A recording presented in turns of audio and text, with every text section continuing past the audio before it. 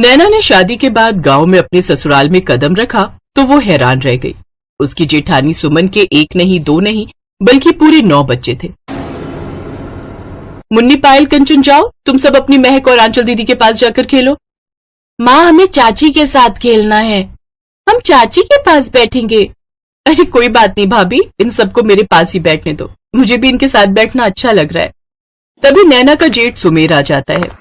अरे ये इतना शोर क्यों मचा रखा है इन छोरियों ने? कितनी बार कहा है कि इनका मुंह बंद रखा कर। लड़कियों का ज्यादा हंसना बात करना अच्छी बात नहीं होती। जी वो सब अपनी चाची से पहली बार मिल रही थी ना, इसीलिए सब बातें करने लग गई। चलो तुम सब जाओ और बाहर जाकर खेलो। तभी सुमन की सास आ जाती है। बहू, तूने दवाई खाई थी आज की या भूल गई?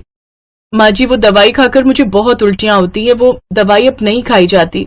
दवाई तो तुझे खानी पड़ेगी सुमन, अगर बेटा चाहिए। सुमेर का मन है कि एक बेटा हो, इसलिए इस बार कोशिश करके देख लियो। इस बार दिन चढ़े गर्भवती हुई तो इस दवाई से बेटा ही होगा। ला मैं खिलाती हूँ, ऐसे तो तू खाएगी नहीं। नैना सब कुछ देखकर बहुत घबरा रही थी। ये हुई ना बात। अब देखना इस बार थोड़े से दिन ऊपर होने दे, अपने आप बदलाव पता चल जाएगा। अरे नैना बहू, तुमने कुछ खाया पिया या नहीं? आओ बाहर आओ, नाश्ता लगा रही हूँ, तुम भी खा लेना। हमारे गांव की रोटी में कितना स्वाद है ये तुम्हें खाकर ही पता चलेगा। जी मैं अभी आती हूँ माँ जी। नैना की सास और जेठ कमरे से बाहर चले जाते हैं। सुमन भाभी, पहले ही आपके 9 बच्चे हैं, अब आप 10वां बच्चा करने के बारे में सोच रहे हो। जब तक बेटा नहीं हो जाएगा मुझे बच्चे करते रहना होगा। मेरे हाथ में कुछ नहीं है नैना, मैं तो इनके लिए बच्चे पैदा करने की एक मशीन हूँ। मैंने 9 बेटियों को पैदा किया है, ये बात इन्हें गवारा नहीं है। इन्हें तो मुझसे बेटा चाहिए, इसीलिए तो ये दवाई खिलाकर गई है माँ जी। अचानक से सुमन का जी मिचलाने लगता है और वो बाथरूम में जाकर उल्टियां करने लगती है। नैना का मन बहुत दुखी होता है। नैना, माँ को और भैया को कोई नहीं समझा सकता। मैंने कई बार कोशिश की थी जब मैं गांव में रहता था इन्हें समझाने की कि भाभी कमजोर है, उनके लिए इतने बच्चे पैदा करना उनकी जान से खिलवाड़ है, पर ये लोग मेरी नहीं सुनते। इसलिए मैंने भी कहना छोड़ दिया है। और हो सके तो तुम भी इन सब के बीच में मत पड़ो। भैया का गुस्सा बहुत तेज है, बेकार में अगर उन्होंने तुम्हें कुछ कह दिया तो मुझसे बर्दाश्त नहीं होगा, और हम तो कुछ महीने में यहां से वापस शहर चले ही जाएंगे। इसलिए जब तक यहां रह रही हो सबसे घुल मिलकर रहो। पर दीपक, ये तो गलत है ना। भाभी का चेहरा देखो, ऐसा लगता है कि उनके शरीर से खून की एक एक बूंद निचोड़ती जा रही है। मैं तो क्या, कोई समझदार डॉक्टर भी होगा तो वो भी भाभी को अब 10वां बच्चा करने के लिए मना कर देगा। तभी नैना की सास आ जाती है। ये लो बहू, खीर तो तुमने खाई ही नहीं थी, मैंने सोचा खुद ही ले आती हूँ। अब तुम भी जल्दी ही बच्चे की खुशखबरी देना। मैं तो यही कहूंगी कि बेटा पैदा करना जो हमारे घर के वंश को आगे बढ़ाए। बड़ी बहू तो पहले ही 9 बेटियां पैदा करके हमें परेशान कर चुकी है, पर मैं उम्मीद करूंगी कि तुमसे हमें बेटे की खुशखबरी ही मिले। अब जल्दी जल्दी 2-4 बच्चे पैदा कर लेना। दीपक, तेरा भाई बुला रहा है, जा सुन ले।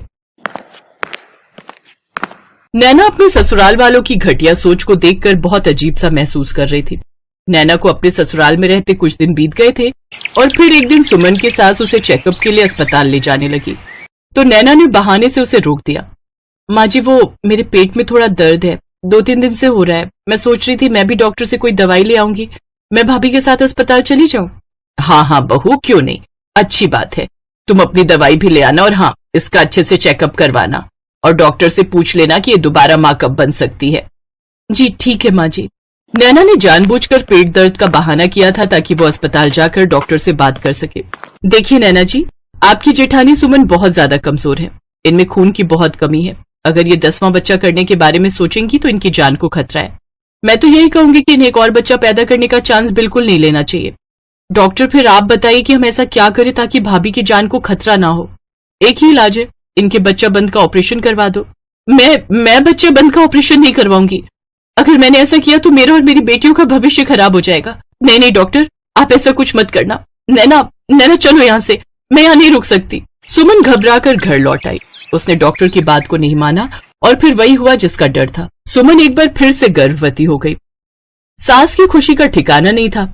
सुमेर भी बहुत खुश था, पर नैना के चेहरे पर बिल्कुल भी खुशी नहीं थी, क्योंकि वो जानती थी कि सुमन अपनी जान के साथ खिलवाड़ कर रही है।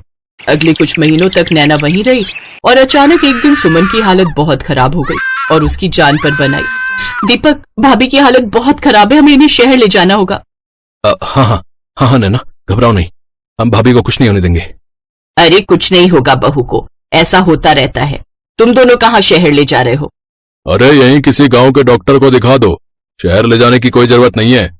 पर भैया, भाभी की हालत बहुत ज्यादा खराब है, अगर यहां हमने किसी को दिखाया तो बहुत देर हो जाएगी। मैं सुमन का पति हूं, समझे? उसके लिए जो भी फैसला लूंगा मैं लूंगा। चल सुमन, गांव के डॉक्टर के पास चल। नैना की सास और जेठ उनकी बात नहीं मानते और सुमन को जबरदस्ती गांव के डॉक्टर के पास ले जाते हैं। डॉक्टर सुमन का इलाज करने लगती है। देखिए, सुमन को ब्लीडिंग स्टार्ट हो गई है। यहाँ गांव में हमारे पास इतने प्रबंध नहीं है कि हम सुमन का यहाँ इलाज कर सके। सुमन को शहर ले जाना होगा वरना उसकी जान चली जाएगी। मैंने आपको कहा था कि हमें भाभी को शहर ले जाने दो, पर आपने हमारी एक बात नहीं मानी। आपको पता भी है अगर भाभी को कुछ हो गया तो ये पूरा घर खत्म हो जाएगा। आपकी बेटियों का क्या होगा जिनकी परवरिश भाभी कर रही है? आप दोनों कितने स्वार्थी हो गए हो जो एक औरत की जान के साथ खेल रहे हो। माँ जी, आप भी तो एक औरत हो, आप भी भाभी के दर्द को नहीं समझ पाई। आप सबको पता है मैं भाभी का बच्चा बंद का ऑपरेशन करवाने के लिए आई थी, पर भाभी ने साफ मना कर दिया आप दोनों के डर से, ताकि अगर उन्होंने बच्चा बंद का ऑपरेशन करवाया तो आप दोनों उन्हें छोड़ोगे नहीं, क्योंकि आप दोनों को तो बेटा चाहिए, भले ही उनकी जान चली जाए। चलो नैना, भाभी को शहर लेकर चलते हैं।